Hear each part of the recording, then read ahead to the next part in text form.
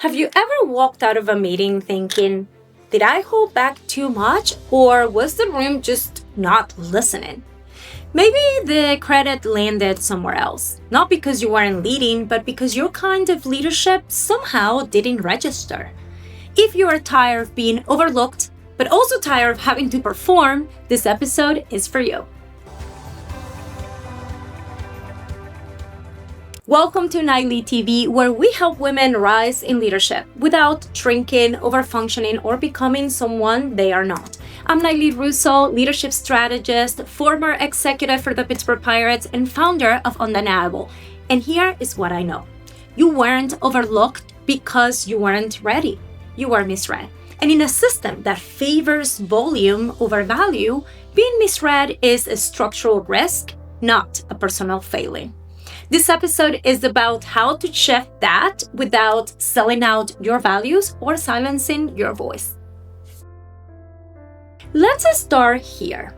Shrinking, whether by choice or survival, can slowly erode how others perceive your leadership. But what's often labeled as shrinking is something way deeper. A thoughtful style, a resistance to perform, a relational approach.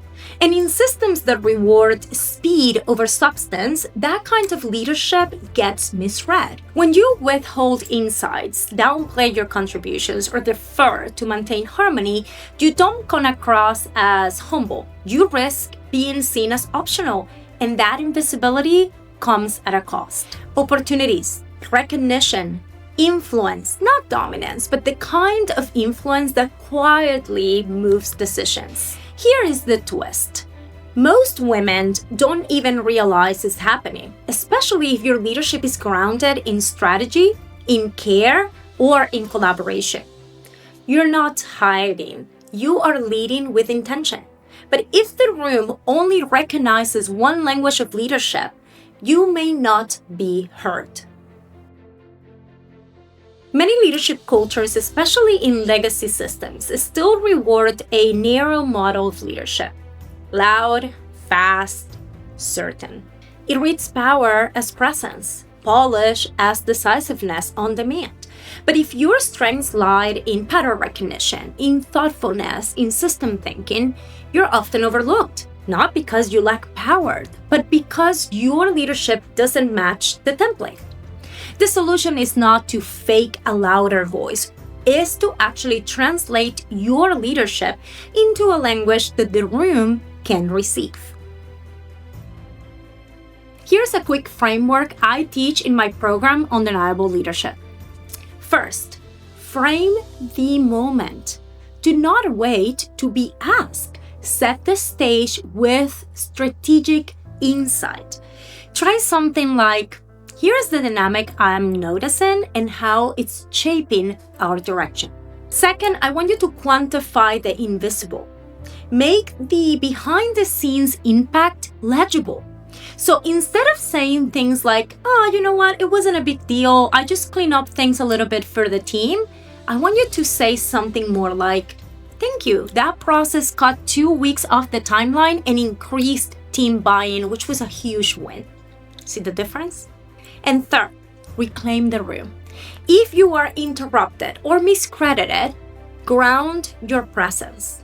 I want you to practice in front of the mirror, and this is what you're going to say. Just to close the loop on what I shared earlier, I would like to bring this couple of points. Those are very, very small moves, but over time, they actually shift how others perceive your leadership and how you perceive your own. We are told, if I do good work, someone will notice. But let's be real honest right now.